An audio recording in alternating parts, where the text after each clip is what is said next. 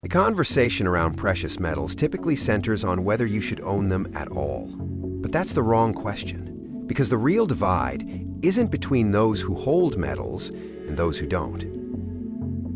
It's between those who hold enough to matter and those who hold just enough to feel prepared without actually being prepared. And that difference becomes everything when systems start breaking. What we're seeing as 2026 approaches isn't your standard business cycle downturn. We're watching the slow motion unwinding of assumptions that have held for decades. Assumptions about debt sustainability, assumptions about currency stability, assumptions about how much trust can be stretched before it snaps. And when those assumptions finally give way, the distance between symbolic ownership and functional ownership becomes painfully clear. This is why timing matters, not because you need to catch the perfect entry point, but because meaningful positioning requires action before consensus forms. Once everyone agrees the house is on fire, the exits are already crowded. The opportunity to prepare intelligently exists only while uncertainty still clouds the picture. And right now, we're in that window, but it's narrowing. So the question isn't whether precious metals belong in your strategy. The question is whether you've sized that position in a way that actually changes outcomes when things get difficult. Because there's owning metals as a gesture, and there's owning metals as a foundation. Most people confuse the two. Let's start with first principles. What are you actually trying to accomplish with gold and silver? Because clarity here determines everything else. These aren't lottery tickets. They're not speculative vehicles designed to make you wealthy. What they are, fundamentally, is protection against monetary dysfunction. They preserve value when currencies lose credibility. They maintain purchasing power when policy decisions erode it elsewhere. Think of them as a firewall, not a rocket ship. The challenge heading into 2026 is that we're facing a unique combination of pressures. Debt has reached levels where normal repayment is mathematically implausible. Central banks are politically constrained from allowing the pain that debt reduction would require. And the global monetary architecture is fragmenting in ways we haven't seen since the system was last rebuilt. This isn't theory, these are observable conditions playing out in real time. When governments owe more than they can realistically service, only a few options exist. They can default outright, which is politically catastrophic. They can cut spending drastically, which is also politically impossible in most democracies. Or they can inflate the debt away while financially repressing savers through negative real rates. History tells us which path gets chosen, and that path has specific implications for anyone holding currency-denominated assets. Gold responds to this reality by acting as a hedge against policy error and currency dilution. It's not about gold going up, it's about everything else going down in real terms, while gold maintains its relationship to actual purchasing power. Silver operates in a similar space, but with an additional dimension. Because unlike gold, silver gets consumed in industrial processes: solar panels, electronics, medical equipment, defense systems. This dual nature creates different performance characteristics, especially during periods where monetary stress coincides with supply constraints. Understanding this difference matters because it shapes how you think about allocation between the two. Now let's address the elephant in the room. How much is actually enough? Because this is where most people either dramatically underallocate or overextend into territory that creates more problems than it solves. The answer isn't a single number. But there are frameworks that have consistently worked across different monetary disruptions throughout history. When you study past currency crises, inflation cycles, and periods of financial repression, a pattern emerges. The people who came through with their wealth intact weren't the ones with token exposure to hard assets. They were the ones who had committed a meaningful portion of their net worth to assets that existed outside the political and monetary system. Not everything, but enough that those assets could offset losses or stagnation in conventional holdings.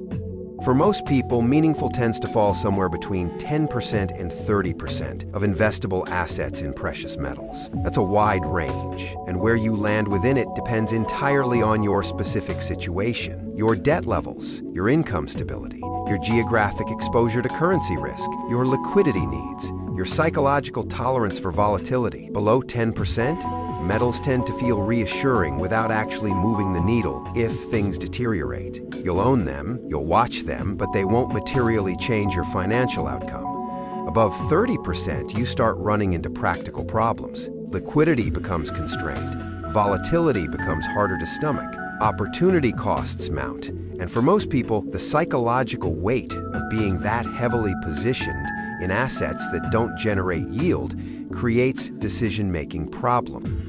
The sweet spot exists somewhere in that range, calibrated to your circumstances.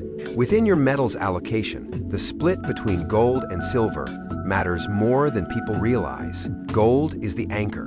It's more stable, more liquid, more universally recognized as monetary reserve. Silver is the amplifier. It's more volatile, more sensitive to both monetary conditions and industrial cycles, more prone to sharp moves in both directions. This means gold typically serves as your core holding, while silver serves as your opportunity for participation if monetary stress intensifies. A balanced approach often looks like roughly 70% gold and 30% silver within the precious metals portion of your portfolio. This combination has historically provided stability while still allowing upside capture during periods when silver outperforms. More aggressive allocators sometimes move toward 50/50, accepting that drawdowns will be sharper in exchange for potentially larger gains. But that trade-off only makes sense if your temperament can handle the swings without forcing bad decisions.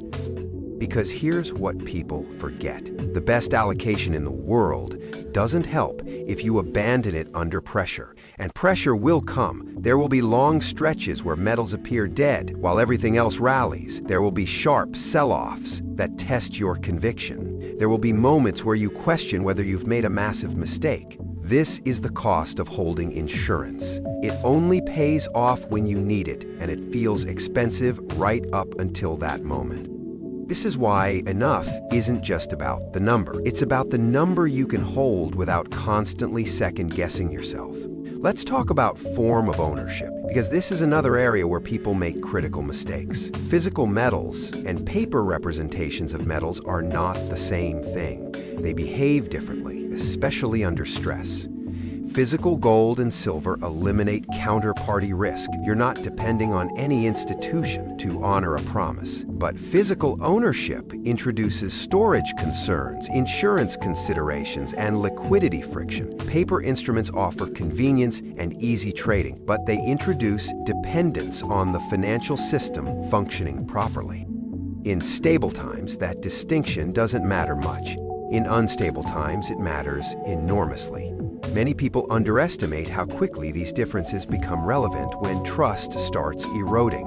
If the concern is systemic instability, holding claims on metals doesn't provide the same protection as holding the metals themselves. But that doesn't mean all exposure must be physical. A layered approach makes sense for most people, or holdings in physical form for true insurance. Additional exposure through carefully selected financial instruments for liquidity and tactical flexibility. The key is understanding what role each piece plays. Another critical element is thinking through what you're actually trying to protect. Are you trying to preserve purchasing power over decades? Are you trying to maintain optionality during acute crisis? Are you hedging currency risk specifically, or broader systemic risk? When you answer these questions honestly, the appropriate structure becomes clearer. Without this clarity, people end up chasing performance instead of building protection. The 2026 timeframe adds specific urgency to this analysis. Because many of the pressures building today aren't cyclical, they're structural. Debt levels aren't coming down. Demographic pressures are intensifying. Political incentives continue favoring short-term stability over long-term discipline. This suggests that policy responses will keep trending toward inflation and financial repression rather than painful adjustment. In such an environment, assets that depend on policy credibility carry more risk. Assets that exist outside that framework become more valuable as hedges. One of the most underappreciated risks heading into 2026 is the erosion of real returns. Even if nominal prices rise across financial assets, inflation-adjusted outcomes may deeply disappoint. This creates a particular danger for anyone heavily weighted toward fixed income or cash. Gold and silver don't produce yield, but they can maintain purchasing power when yields are artificially suppressed below inflation. In a world of persistent negative real rates, the opportunity cost of holding metals shrinks considerably. Think about what this means in practical terms. If a bond yields 4% but inflation runs at 5%, you're losing purchasing power, despite earning a nominal return. If a savings account pays 3% while real inflation erodes value at 6%, you're being quietly taxed through currency debasement. This is financial repression in action, and it's a predictable policy response when debt burdens become unmanageable. Governments don't announce these policies explicitly. They simply allow inflation to run while keeping rates artificially low, and the mathematics do the rest. Gold and silver don't solve this problem entirely, but they change the equation. When everyone else is losing 2% or 3% per year in real terms, simply breaking even starts to look like outperformance. And if monetary conditions deteriorate further, metals don't just preserve value, they tend to accelerate as confidence in policy management deteriorates. Another scenario worth considering is volatility clustering. Markets tend to alternate between calm and chaos, often with shocking speed. Gold and silver typically don't respond to gradual deterioration. They respond to sudden recognition of problems that were building beneath the surface. This is why waiting for confirmation is costly. By the time protection becomes obviously necessary, the price of protection has usually already moved. We saw this dynamic play out in March 2020. For months, leading into the pandemic crisis, markets appeared stable, volatility was compressed, everything seemed fine. Then, within weeks, the entire landscape changed. Gold initially sold off with everything else as liquidity dried up, but then rallied sharply as the Fed launched unprecedented intervention. Those who waited for clear signals missed the opportunity to position at better prices. Those who had positioned beforehand were already protected when chaos arrived. The lesson isn't that you need perfect timing. The lesson is that preparing gradually before urgency forces your hand reduces both financial cost and emotional stress. Incremental preparation during calm periods beats scrambling during crises every single time. There's also a geopolitical dimension that can't be ignored. The fragmentation of global trade, currency blocks, and payment systems increases the value of neutral reserve assets. Central banks have already responded by accumulating gold at rates we haven't seen in decades, not because they expect immediate collapse, but because they're reducing dependence on assets that carry political risk. If institutions that control monetary policy are diversifying away from each other's currencies, that signal deserves attention. Look at the data. Central banks added over 1,000 tons of gold to reserves in 2022. They added similar amounts in 2023. These aren't small purchases. These are strategic shifts happening quietly while most market participants focus elsewhere. China, Russia, Turkey, India, Poland. The list of central banks actively accumulating keeps growing. And they're doing this despite gold trading at historically elevated prices, which tells you something about their assessment of alternative assets. When central banks buy dollars, they're expressing confidence in U.S. policy. When they buy euros, they're expressing confidence in European stability. When they buy gold, they're expressing uncertainty about everything else. That's a signal worth heeding. Individuals face a similar dynamic on a smaller scale. Reducing dependence on any single system lowers vulnerability. If you hold all your wealth in dollar-denominated assets, you're completely exposed to U.S. policy decisions. If you hold all your wealth in your domestic currency, you're completely exposed to your government's choices. Diversifying into assets that don't depend on any single political entity provides genuine optionality. One common mistake is treating metals as a trade rather than a position. Trading requires timing, discipline, and constant attention. Positioning requires clarity and patience. People who constantly adjust their metals exposure based on short-term price action typically achieve worse outcomes than those who establish a thoughtful allocation and rebalance periodically. The goal isn't to outsmart every market move. The goal is to remain solvent and flexible across a wide range of possible outcomes.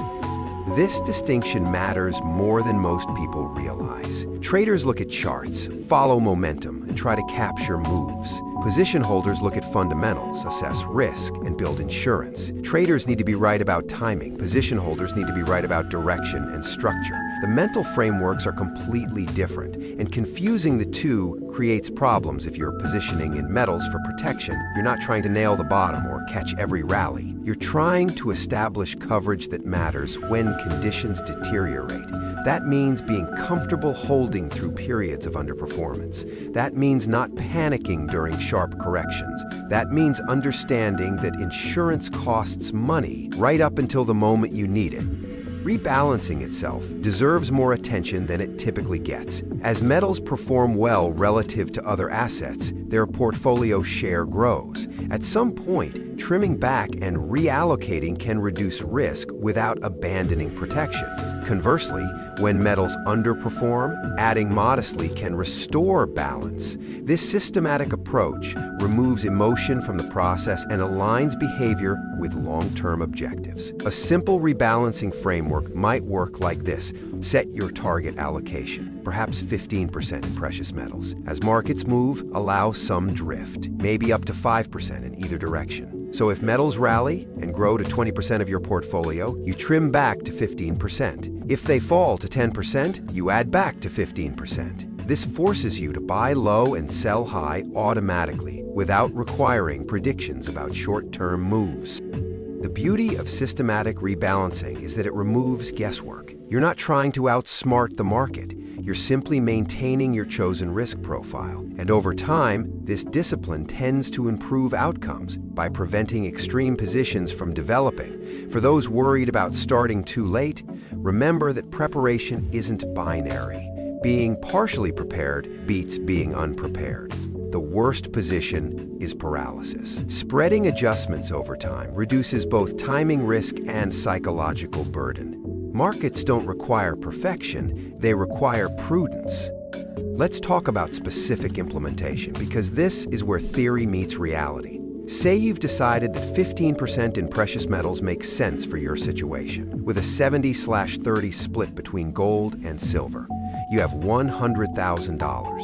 0 cents in investable assets. That means $15,000, 0 cents in metals, roughly $10,500, 0 cents in gold, and $4,500, 0 cents in silver. How do you actually establish this position? You have several options. You could make a single purchase and be done. You could dollar cost average over 6 months, buying roughly $2,500, 0 cents per month. You could buy half immediately and add the rest opportunistically during pullbacks.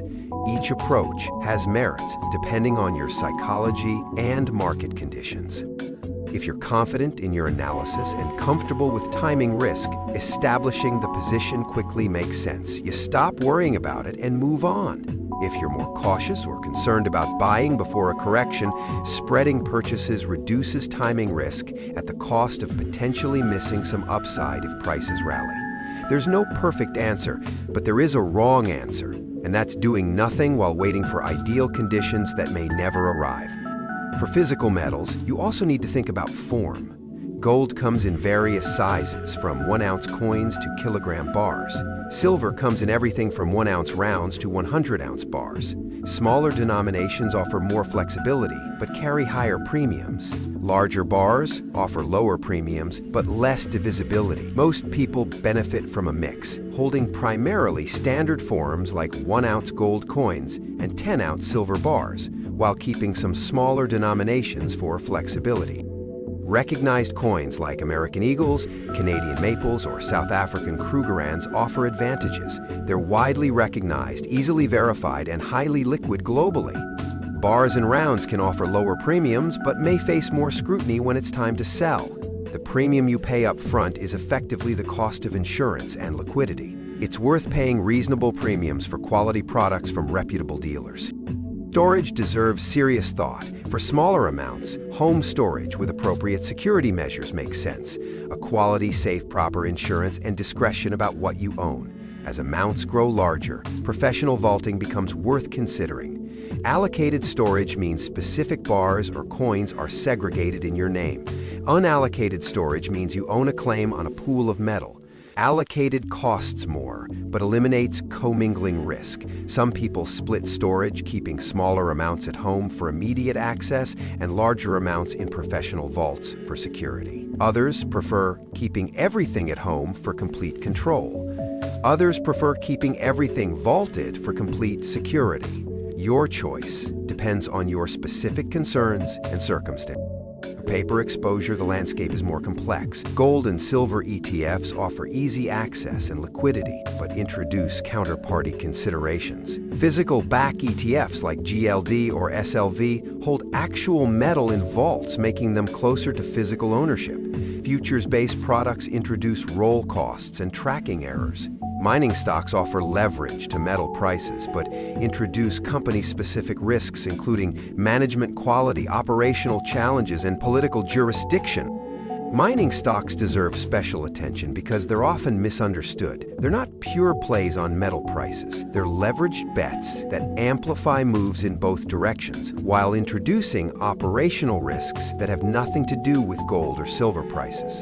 A gold miner might see its stock double when gold rises 30%, but that same stock might fall 50% when gold drops 20%. And operational problems, political changes, or management missteps can crater a mining stock, even while metal prices rise. This doesn't mean mining stocks have no place, but it means they serve a different purpose than physical metals or physical-backed ETFs. They're speculation on leveraged price moves, not insurance. If you want protection, prioritize physical or physical-backed exposure. If you want speculation with potential for outsized returns, consider mining stocks as a separate, smaller allocation. It's also worth addressing the social dimension of this topic. Discussions about gold and silver often attract extremes. Dismissal on one end, obsession on the other. Neither extreme helps. Metals are tools, not identities. They're components of a broader strategy, not replacements for it. Maintaining that perspective prevents emotional overinvestment and subsequent disappointment. The people who do worst with metals are often those who make them central to their identity. They become gold bugs or silver bulls, and their self-worth becomes tied to being proven right. This creates psychological problems that lead to poor decisions. They hold too much. They ignore other opportunities. They can't admit when conditions change. And they often end up disappointed because reality rarely matches the extreme scenarios they've convinced themselves are inevitable. The people who do best treat metals as one component of a diversified approach to risk management. They hold enough to matter without letting metals dominate their thinking. They're prepared to benefit if monetary conditions deteriorate, while remaining flexible if outcomes differ from expectations. They're not trying to be proven right. They're trying to be prepared for multiple scenarios. As 2026 approaches, the question isn't whether the financial system will function, it's how it will function and who it will favor. Systems under stress tend to favor debtors, institutions, and those closest to policy levers. Savers and wage earners typically bear the cost. Gold and silver provide a way to partially opt out of that dynamic, but only if held in sufficient quantity to actually matter. Let's bring this back to something practical. How do you actually determine your number? Start by assessing your total financial picture. Look at your debt. Look at your income sources and their stability. Look at your liquidity needs over the next few years. Look at your existing asset allocation and where your risks are concentrated. Once you understand your vulnerabilities, you can start thinking about how much insurance makes sense. If your income is stable, your debt is low, and your expenses are manageable, you can afford to position more defensively because you don't need growth to survive. If you're more leveraged, less certain about income, or facing near-term liquidity needs, you need to be more careful about tying up capital in non-yielding assets. Point is that enough is the amount that meaningfully offsets your specific risk profile without creating new problems. For someone with substantial exposure to equity markets and dollar-denominated assets, maybe 15 to 20% in metals provides meaningful balance. For someone with more conservative existing positioning, maybe 10 to 15% is sufficient. For someone particularly concerned about monetary risk or with significant currency exposure, maybe 20 to 25% makes sense. These aren't rules, they're starting points for thinking through your situation. Consider also your age and time horizon. Someone in their 30s with decades ahead can tolerate more volatility and has time to recover from mistakes. Someone in their 60s approaching retirement needs more stability and has less room for error. This doesn't mean younger people should be more aggressive or older people more conservative in absolute terms. It means the context matters when determining appropriate exposure. A 35-year-old with strong income and low expenses might comfortably hold 25% in metals, knowing they have decades to adjust if conditions change. A 65-year-old, depending on portfolio income, might prefer 12% in metals to avoid excessive volatility while still maintaining protection. Both allocations can be correct for their specific circumstances. Within that allocation, splitting roughly 2/3 gold and 1/3 silver has historically provided a reasonable balance between stability and upside participation. But again, this depends on temperament. If volatility causes you to make emotional decisions, you might weight more heavily toward gold. If you're comfortable with larger swings and want more leverage to potential monetary stress, you might increase silver exposure. Some allocators prefer an 80/20 split, giving silver even less weight to minimize volatility. Others go 60/40, accepting more volatility for more potential upside. The critical thing is understanding why you've chosen your specific split and being comfortable with how it will behave under different conditions. Silver will outperform dramatically during certain periods and underperform painfully during others. Gold will provide steadier performance with less dramatic swings. Know what you own and why. The critical thing is that whatever allocation you choose, it needs to be one you can maintain through difficult periods. Because the value of protection only becomes apparent when you need it, and if you've abandoned your position before that moment arrives, you've converted insurance into a loss. Another practical consideration is implementation timeline. You don't need to establish your full position immediately. In fact, spreading purchases over several months or even a year can reduce timing risk and make the process less overwhelming. The important thing is having a plan and executing it methodically rather than reacting to news flow or price movements. Some people prefer to establish a core position quickly and then add opportunistically during pullback. Others prefer dollar-cost averaging into their target allocation over a set period. Both approaches work. What doesn't work is waiting for the perfect moment or constantly changing your mind based on short-term market action. A reasonable middle ground approach might be establishing half your target position immediately, then adding the remainder over the next 6 to 12 months during periods of weakness or simply on a regular schedule. This gives you immediate exposure in case conditions deteriorate quickly, while spreading your entry point to reduce timing risk. Discourage and security also deserve thought. For physical metals, you need a plan that balances accessibility with safety. Home storage offers immediate access but requires security measures. Third-party vaulting offers professional security but introduces some degree of counterparty risk and access delay. Many people use a combination, keeping some metals readily accessible and storing larger amounts in secure facilities. If choosing home storage, invest in a quality safe that's both fire-rated and difficult to remove. Bolt it down. Don't advertise what you own. Keep your holdings private.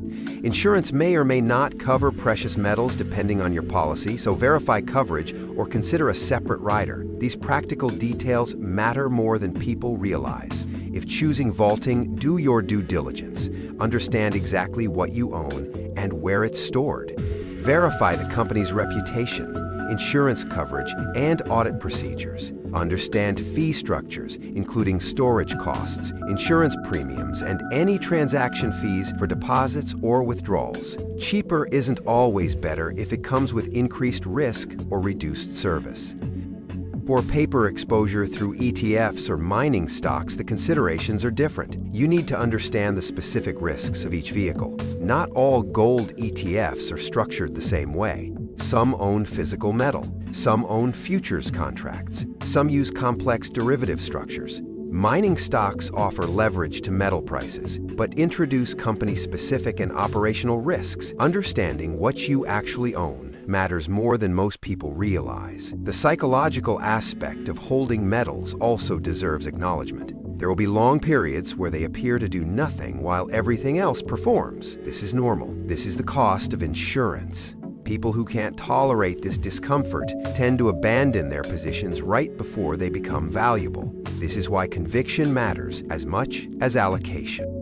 That conviction doesn't come from blind faith. It comes from understanding the structural forces at work and why metals provide protection against those forces. When you understand that central banks are trapped, that debt levels are unsustainable without inflation, that currency credibility is being tested globally, it becomes easier to hold metals through periods of underperformance. Let's talk about what underperformance actually looks like, because this trips people up. Gold might trade sideways for 2 years while stocks rally 40%. Silver might fall 30% during a liquidity crunch while bonds hold steady. These periods test your resolve. You'll question whether you've made a mistake. You'll hear critics say gold is dead. You'll watch friends make money in assets you don't own. This is when most people break. But here's what history shows. The assets that protect you during crises almost always underperform during expansions. That's not a bug. That's the entire design. Insurance costs money when you don't need it. It only pays off when you do need it. If gold and silver kept pace with stocks during bull markets while also protecting during bear markets, everyone would own them and they'd be priced completely differently. Understanding this dynamic prevents the mistake of abandoning protection right before it becomes valuable.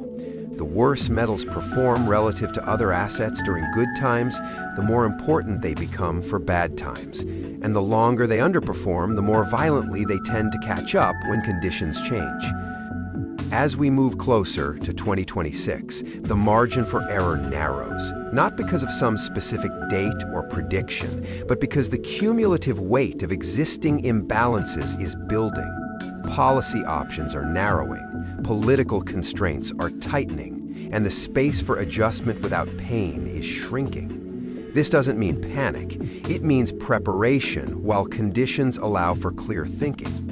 The people who navigate transitions successfully aren't the ones who predict perfectly. They're the ones who position conservatively and remain flexible. They're the ones who understand that being roughly right is better than being precisely wrong. They're the ones who accept uncertainty and plan for multiple scenarios rather than betting on one specific outcome.